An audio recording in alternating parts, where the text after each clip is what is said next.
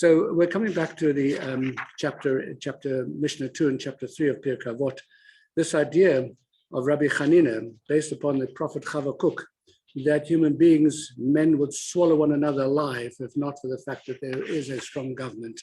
And that seems like an absolutely incredible idea. I mean, who could ever imagine that human beings would behave in that way? That's the way in which Habakkuk says that men are like the fish of the sea because fish swallow each other alive.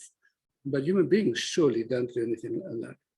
Nevertheless, as Jews, we do have quite a long and sad tradition of having seen what it means for human beings to swallow each other alive. And here is a perfectly good example. If somewhere towards the 20th century had tried to predict the treatment of Jews in Nazi Germany and Hitler, etc., they would have received a very strong rebuttal. So it would have gone something like this. Well, first of all, people today are civilized.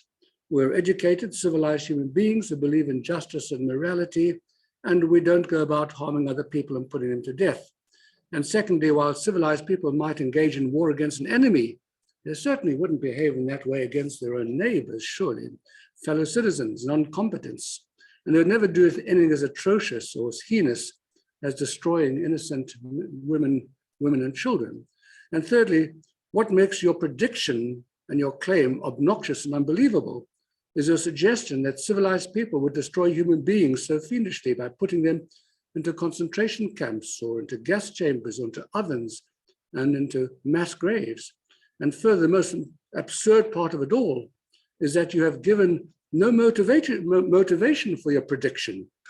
What benefit would there be to the Germans to destroy the Jews? What purpose would it accomplish? Rational human beings surely don't engage in wholesale bestial cruelty of the type for no reason at all. Your whole prediction over here is a completely fanciful nightmare. That is what you would have said sometime towards the, possibly before the First World War, or perhaps at times between the first and the second. So we have seen that human beings do indeed swallow each other alive.